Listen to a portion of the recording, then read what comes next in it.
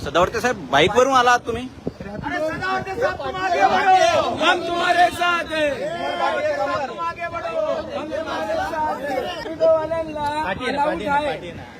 रिक्षा चालवणाऱ्याला allowed नाही हे हिंदी बोलणं. या बाईला हिंदी येते, मराठी येत नाही. चलो चलो भाई, हिंदी के सम्मान में, मैदान में, हिंदी के सम्मान में, मैदान में. सुनना चाहोगे? और आज हम आपके व्यूअर को और हमारे जो रिक्शे वाले भाई है कष्टकरी है, जो हमारे टैक्सी वाले भाई है कष्टकरी है, उसी के साथ हमें हर बार हमारे भाइयों को प्रताड़ित करने वाले राज ठाकरे वाले लोगों को और हमारे परिवहन मंत्री प्रताप को भी हम बताना चाहते हैं। आज जो बात हुई है उसमें बहुत सी बातें निकल के आई है और इसीलिए हम ये कहना चाहते हैं कि आज मराठी हिंदी दोनों भाषा में बोलूंगा। कष्टकरी जनसंघ आणि भारतीय सुज्ञ नागरिकांच्या वतीनं आम्ही भेट घेतलेली आहे। परिवहन आयुक्तांकडे आलो होतो, त्यांनी ऑफिसर डेप्यूट केले होते। माननीय अधिकारी श्री क्या नाम है उनका, कळसकर साहेब, माननीय अधिकारी श्री कळसकर साहेब वरिष्ठ अधिकारी आहेत परिवहन विभागाचे, त्यांच्या समेत इतर अधिकारी थांबलेले होते आणि त्यांच्याकडे त्यांच्या कक्षामध्ये त्यांच्या दालनामध्ये चर्चा झालेली आहे। आता ती चर्चा होत असताना आम्ही त्यांच्या समोर कष्टकऱ्यांचा लढा, हा कष्टकऱ्यांच्या विचाराचा लढा, हा मान्यवर भारतरत्न डॉक्टर बाबासाहेब आंबेडकर, त्याचबरोबर मान्यवर दत्तोपंत ठेंगडी, मान्यवर दत्तोपंत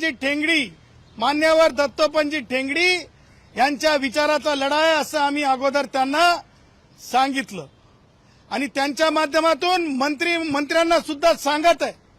ते म्हणतायत ना सदावर्ते आणि शशांकराव, सदावर्ते भी है, शशांकराव भी है, मान्यवर दत्तोपंत ठेंगड़ी के विचार भी है, भारत रत्न डॉक्टर बाबा साहब अम्बेडकर के विचार भी है, मान्यवर शरद राव जी के विचार भी है, मान्यवर दत्ता सामंत जी के विचार भी है। ह्या सगळ्या विचारांसाठी राजकीय काहीच नाही याच्यामध्ये, कष्टकऱ्यांच्या विचारासाठी आम्ही आलेलो होतो।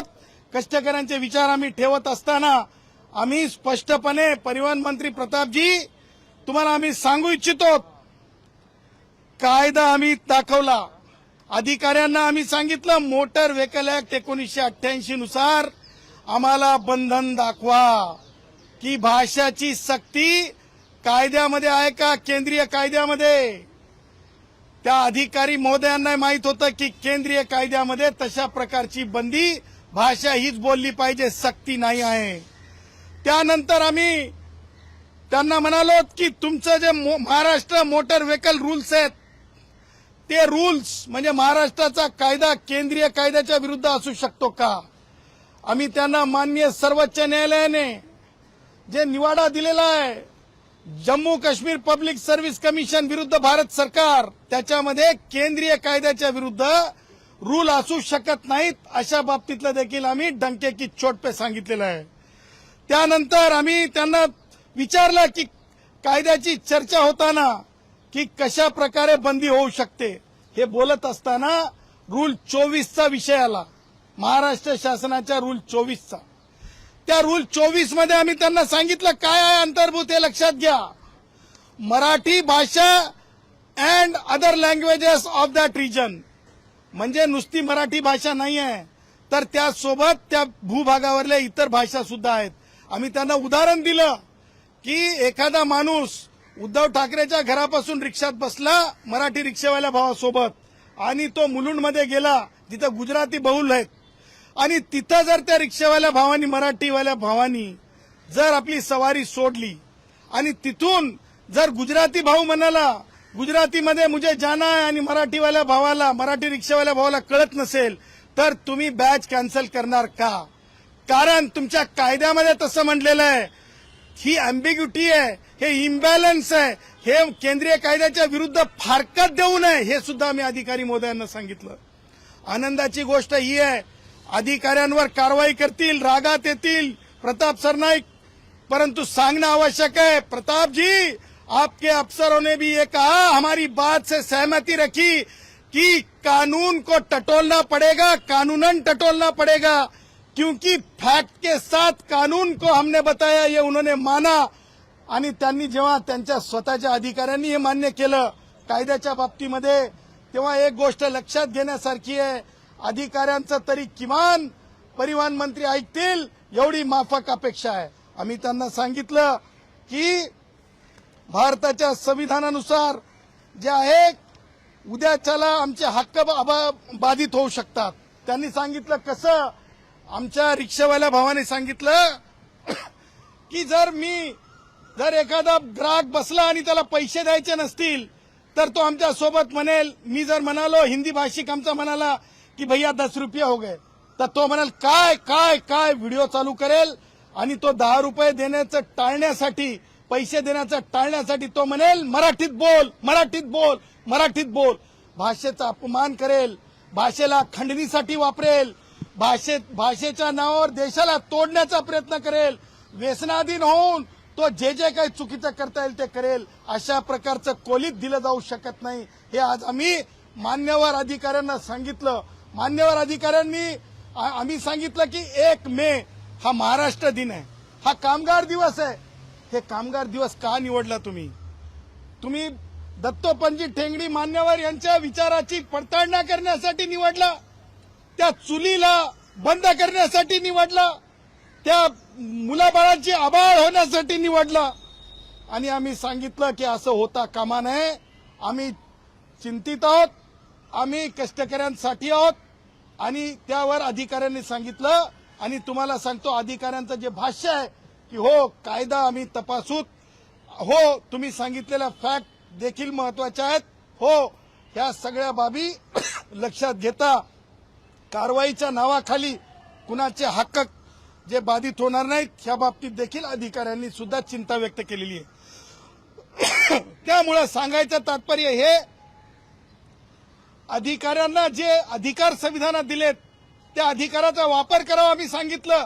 आम्ही अधिकाऱ्यांना आज एक सूचना केली की एखाद्या वेळेस मंत्री चुकीचं सांगत असतील, कारण आमच्या समोर उदाहरण विलासराव देशमुखांचं आहे, त्यांनी सानंदाच्या प्रकरणामध्ये फोन केला होता, सुप्रीम कोर्टाने डटावलं होतं। आम्ही तेच उदाहरण दिलेलं आहे की अधिकाऱ्यांना जर मंत्री चुकीचं सांगत असतील, चुकीचा सल्ला देत असतील तर तो सल्ला ऐकला जाऊ नये, त्या सल्ल्याच्या ऐवजी कायदा काय म्हणतो ते ऐकला जावं, असं देखील आम्ही अधिकाऱ्यांना विनंती केलेली आहे। एकंदरीत आजचं बोलणं कष्टकऱ्यांच्या बाबतीत आम्ही अधिकाऱ्यांच्या माध्यमातून शासनापर्यंत पोहोचवलं। आम्ही माननीय मोदीजींचा जय जयकार केलेला आहे त्यांच्या कक्षात। आम्ही त्यांच्या कक्षामध्ये जे मोदीजी श्रमवीर म्हणतात कष्टकऱ्यांना, त्यांचा जय जयकार केलेला आहे। आणि जय जयकार करून आम्ही रणशिंग फुकलेला आहे की कष्टकऱ्यांची कोणत्याच प्रकारे अपमान होऊ देणार नाहीत। आणि आम्ही रणशिंग ह्याच्यासाठी म्हणत आहोत की प्रताप सरनाईक नाव घेऊन जे बोलत आहेत, सांगत आहेत, असं तसं मी नाही, त्यातली जी वात्रटिका आहे कडी लावातली, त्या प्रकारे जे वक्तव्य करत आहेत त्यांना आम्हाला सांगायचं आहे की याच्यामध्ये आम्ही तुमच्या बैठकांसाठी तयार नाहीत। तुम्हाला जर बोलायचं असेल तर रिक्षा स्टँडवर या, ही आमची डंकेकी चोट पे त्यांना भूमिका आहे।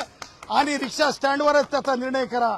आणि जोपर्यंत हा निर्णय होणार नाही तोपर्यंत एकाही कष्टकऱ्याला, लक्षात घ्या महत्वाची एक गोष्ट, आज अधिकाऱ्यांनी सांगितलं जर एखाद्यानी बॅच रद्द केला तर काय झालं, बघा किती शहाणपणाचं बोललेत प्रताप सरनाईक ते, बघा अधिकारी किती शहाणपणाचं बोललेत। ते अधिकारी बोलले पाटील मॅडमला जर एखाद्याने चुकीचं जर हे केला, बॅच किंवा लायसन रद्द केलं तर अपील करता येते, बघा किती हुशार आहेत ते, त्यांनी स्वतः सांगितलं। म्हणजे ते सुद्धा एक कष्टकरी आहेत आणि कष्टकऱ्याची भाषा ओळखली जाऊ शकते। आमच्या कुणीतरी सांगितलं की आमचे प्रताप सरनाईक सुद्धा रिक्षा चालवायचे, काय रिक्षाचा नंबर होता 7578 7578 7578 7578 7578 75 हो मग 757 7 त्यांचा गाडी आम्ही नंबर आहे रिक्षा नंबर रिक्षाचा. सांगायलो, रिक्षा नंबर आमच्या कष्टकऱ्यांनी ते शोधून 7578 जेव्हा ते पहिले रिक्षा चालवायचे तेव्हा त्यांचा गाडी नंबर होतो, मॉडेल नंबर पण पाहिजे तुम्हाला भेटून जाईल. आमच्याजवळ सगळंच आहे, आमच्याजवळ सगळंच है, इसीलिए हम कहते हैं युवाओं के और कष्टकरियों के नात को नहीं लगना. कल भी हमने कहे थे उद्धव ठाकरे हो जाता है जो विरोध में जाता है, जो विरोध में जाता है वो उद्धव ठाकरे हो जाता है. सदावर्ते साहेब, आज तुम्ही रॅपिडो बुक करून परिवहन आयुक्त कार्यालयात आलात, त्यांच्या भेटीला आलात, नेमकं काय म्हणजे रॅपिडो करून तुमची मोठी गाडी आहे पण रॅपिडोवरून आला तुम्ही दंपत. आम्हाला प्रतिकात्मक प्रताप सरनाईकांना हे सुचवायचं होतं की ज्या आविर्भावामध्ये तुम्ही मंत्रालयाच्या समोर एक स्टंट केला होता, चमकोगिरी केली होती, चमकोगिरी कारण मित्र आहेत, परंतु आता कष्टकऱ्यांच्या बाबतीमध्ये कष्टकऱ्यांच्या शब्दामध्ये त्यांना सुनवावं लागणार आहे. तुम्ही ज्या प्रकारे केलं त्याच्यानंतर मग दहीहंडीचा सण आला, तो आमचा सण आहे, तो सण सुद्धा आमचा तुम्ही कॉर्पोरेट करून टाकला. परत तुम्ही सांगितलं की ती कंडिशनल 30 तारीख, ती 30 तारीख निघून गेली. प्रताप 30 तारीख निघून गेली आणि रॅपिडो बाईकचा प्रताप आणखीन चालू आहे. आणि म्हणून जयश्री पाटील सदावर्ते आणि आमचे कष्टकरी रिक्षावाले आम्ही त्यांना दाखवण्यासाठी आलोत की हे तुमचा फेल्युअर आहे, हे तुमचा फेल्युअर आहे, हे तुमचा फेल्युअर आहे दाखवण्यासाठी आम्ही आलो. एक महत्वाची बाब या सगळ्यात समोर आली ती म्हणजे की हा निर्णय होण्यापूर्वीच आता अनेक रिक्षा आणि टॅक्सी चालकांमध्ये भीतीचं वातावरण, त्यामुळे LTT स्थानक असेल किंवा ज्या गाड्या बिहारला जातात त्या ठिकाणी मोठ्या प्रमाणात मजदुरांची घरी जाण्याची आता कसरत होऊ लागलेली मोठी गर्दी त्या ठिकाणी पाहायला मिळत आहे. असं होत असेल ती बाब आम्ही तपासून पाहूत.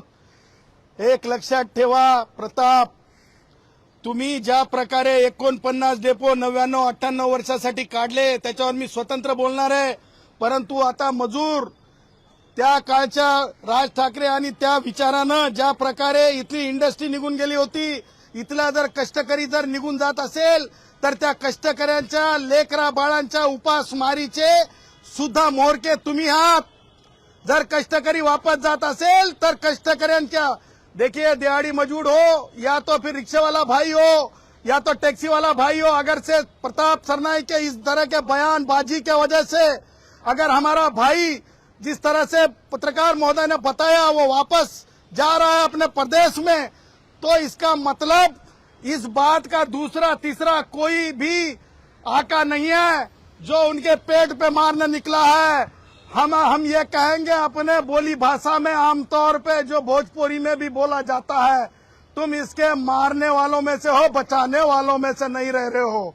तुम मारने वाले में से बन गए हो प्रताप जी, तुम बचाने वालों में से नहीं रहे हो. इसलिए खबरदार इस तरह का पंगा नहीं लेना, वरना तुम बिला वजह उप मुख्यमंत्री एकनाथ जी शिंदे साहब का जो है गरिमा नीचे ला रहे हो, एकनाथ जी शिंदे साहब का इमेज नीचे ला रहे हो, उनके इज्जत को आप खराब कर रहे हो. राज ठाकरेंनी नुकतीच एक पोस्ट केली होती महिला विधेयकावर लिहिताना. त्यांनी म्हटलं होतं की या सगळ्या राज्यातून ही सगळी मंडळी आता गुजरात, केरळ आणि मुंबई त्यांची संख्या वाढू लागली, स्वतःच्या राज्याचा विकास करत नाही आणि त्यामुळे या सगळ्यांचे लोंढे जे ते परराज्यात जाऊ लागलेले. आज गुजरातवर सुद्धा तशीच दृश्य जी आहेत ती मोठ्या प्रमाणात या राज्यातील लोकांची पाहायला मिळाली. बघा, राज ठाकरेला संविधान किती कळतंय मला माहित नाही, पण एकाच शब्दात सांगतो, एकाच वाक्यात सांगतो, राज ठाकरेला टोल टन टन टन चांगलं कळतंय, राज ठाकरेला कानात बोलायचं कळतंय आणि नवीन महापालिकेचे आयुक्त आले की ताबडतोब भेटायचं मात्र राहून जात नाही, एवढं मात्र सांगतो. ब्रिज बुईडुक ठीक आहे, चलो थँक्यू. रोहित पवारांचा प्रश्न आहे. त्यांनी असा आरोप केला की DGCA मध्ये मोठा घोटाळा झालेला आहे. 37 लाखांचा एक वरिष्ठ अधिकारी सीबीआयला अटक केलेला आहे. त्यांनी सीबीआयच्या अधिकाऱ्यांनी त्या वरिष्ठ अधिकाऱ्याला अटक केलेली आहे आणि त्यांनी हाच संबंध अजित पवारांच्या मृत्यूशी जोडला की काही कागदपत्र VRSने पैसे देऊन यांच्यावरून गहाळ करून घेतलं असतं. मला असं वाटतंय की रोहितचं जे सगळं चाललेलं आहे ते रोहितचं चाललेलं सगळं म्हणजे कन्फ्यूज आहे. रोहित आता पॉलिटिकल फ्युचर काय असा प्रश्न स्वतः समोर लावून, कारण अजितदादांचे दोन्ही मुलं कर्तव्यवीर निघालेत. कर्तव्य लोकांसोबत जाणं, लोकांमध्ये चर्चा करणं आणि पवारताई या महाराष्ट्राच्या पहिल्या उपमुख्यमंत्री तुम्हाला सांगतो ज्या प्रकारे महाराष्ट्रामध्ये एक महिलांमध्ये एक महिला भी कुछ कम नाही हे जे त्यांनी दाखवून दिलं, पुन्हा एकदा महाराष्ट्रातल्या सावित्रीआईच्या महाराष्ट्रामध्ये, मा जिजाऊच्या महाराष्ट्रामध्ये, मा रमाईच्या महाराष्ट्रामध्ये, हे रोहितला कुठेतरी अडचणीचं वाटत चाललंय. रोहितला कळतच नाही कोणाकडे जाऊन काय करू, म्हणजे अजितदादांच्या मुलाकडे जाऊन राजकारण करू की त्यांच्याकडे न जाता मला कुठं थारा आहे आणि कुठं सोय आहे. त्याच्यासाठी रोहित, मला असं वाटतंय, बेभान झालेला आहे. रोहित परेशान झालेला आहे. रोहित, मला म्हणायचं नाही पण आमच्याकडे की नाही वात्र टिकेत. अरे यार, जान दे यार, वो परेशान प्राणी है.